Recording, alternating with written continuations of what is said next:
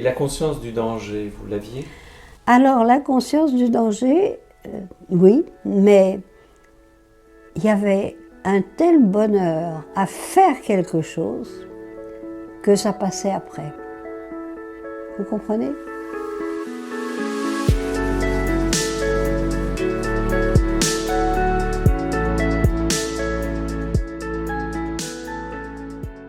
On était en vacances au moment où la guerre s'est déclarée. Alors on est resté là et quand il y a eu le déferlement des armées du Reich en Belgique, mon père nous a téléphoné, on a préparé les valises et le lendemain il arrivait et on prenait le train pour rentrer à Paris. Premier train, bombardé. On repart, on nous met un autre train au bout. On fait, je sais pas, 200 mètres, rebombardé. Alors après ça, on a été sur la route, mitraillés par les avions qui venaient jusque sur la route mitrailler les gens. Alors ce que vous voyez en ce moment, oui, c'est exactement la même chose.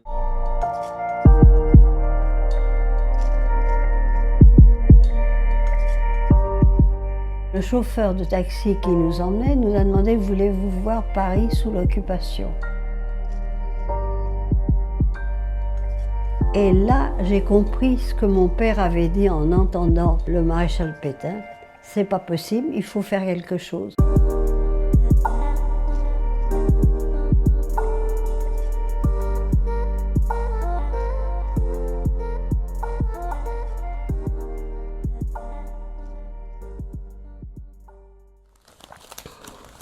Voilà, ça c'est toute la famille. Maman, mon père. Alors mon frère est beaucoup plus marqué que moi. Vous ne pouvez pas le faire parler. J'avais un père qui était très austère, qui riait très peu. Et là, il arrive avec le sourire jusque-là et il me dit « Et on a une surprise pour toi à la maison. » Arrivé à la maison, il me dit ben, « Ouvre la porte. » J'ouvre la porte et je me trouve juste en face d'un grand type plus grand que vous, une tête de plus, qui me fait « Hello Michel !» C'était le premier Américain que l'on avait. Et vous êtes tombée amoureuse? Oh non, ils étaient moches.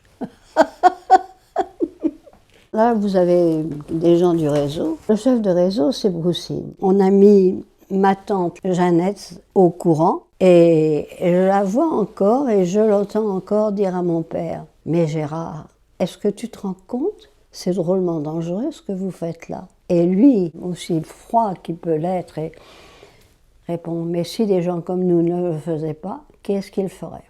À cette époque-là, ça a été partout comme ça en France, quand on retrouvait quelqu'un qu'on n'avait pas vu depuis un certain temps, on les tâtait. On essayait de savoir ce qu'ils pensaient, s'ils étaient pour Pétain, s'ils pensaient de l'occupation, ce qu'ils pensaient des Allemands. Et c'était ça qui était bien, c'est que finalement, les gens, à ce moment-là, où étaient des ordures, où étaient des gens bien.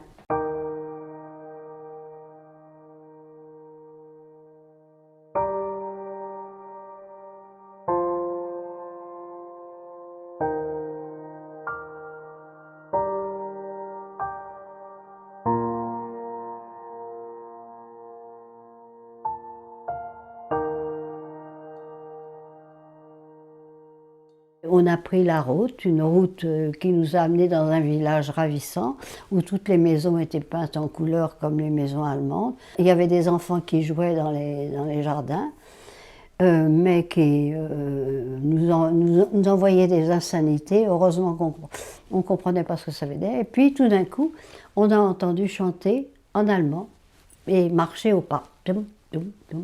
Et on a vu nous dépasser une colonne de femmes qui étaient habillées en rayé, avec un petit bonnet sur la tête et une pelle ou une pioche sur l'épaule. Et ces femmes-là, on ne savait pas ce que c'était, on se disait c'est des bagnardes, c'est pas pour nous. Vous savez, on était encore très, très naïves. Alors quand on est arrivé, il faisait très chaud et on a demandé à boire. Alors ils sont arrivés avec la chose, ils ont arrosé devant nous, ils ne nous ont pas donné à boire. Alors ça nous a déjà mis un peu dans l'ambiance de ce qui nous attendait. Le 31 janvier, on voit un Allemand qui arrive, affolé. Alors vous savez, les Allemands, c'était toujours... Tandis que là, il arrive comme un fou. Ils nous font lâcher nos pelles, nos pioches, etc. Là sur place, alors que d'habitude il fallait aller les ranger, et ils nous font revenir sur le camp. À toute vitesse, on n'arrivait même pas à suivre. Et donc on arrive au camp et on nous enferme dans nos chambrées. Et le lendemain matin, pas d'appel. Alors finalement, au bout d'un certain temps, on a cassé la fenêtre qui était fermée et on est parti à 2 ou 3. Et alors on s'est aperçu qu'il n'y avait plus un Allemand dans le camp. Ils avaient fui. Et là, on a commencé à se croire libre. Donc on a commencé par manger tout ce qu'on trouvait. Et ben, le lendemain matin, à 6 heures du matin, ils étaient là, ils étaient revenus. Et donc ils ont brûlé tout le camp.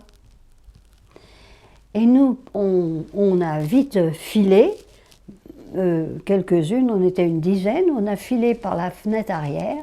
Et maman qui ne pouvait pas marcher, on l'a portée et on s'est filé, alors qu'ils continuaient à mettre le feu à tous les baraquements du feu. Et on entendait des coups de fusil, car celles qui n'allaient pas assez vite pour suivre les rangs, pour aller retrouver le train qu'ils avaient préparé pour ramener toutes les femmes sur Ravensbrück, ils les tuaient sur place. On en a enterré 6, et puis on a attendu. D'un coup, alors que je dormais, j'ai une de mes camarades qui vient de me réveiller. « Michel, réveille-toi, ils sont là. » Ils sont là, c'était les Russes. Ils nous ont apporté ce qu'ils avaient. Ils n'avaient pas grand-chose, c'est-à-dire qu'ils ont tué une vache pour qu'on ait de la viande. Ils en ont gardé une autre pour qu'on ait du lait. Et ils nous ont apporté des pommes de terre, des oignons. Alors je ne sais pas ce qu'ils faisaient avec leurs oignons. Ils bouffaient des oignons à tire-larigot. Et ils nous ont mis dans des camions et on est reparti vers la Pologne. Ils nous ont fait expliquer qu'ils nous emmenaient à l'hôpital pour voir le médecin. Et on ne se rendait vraiment pas compte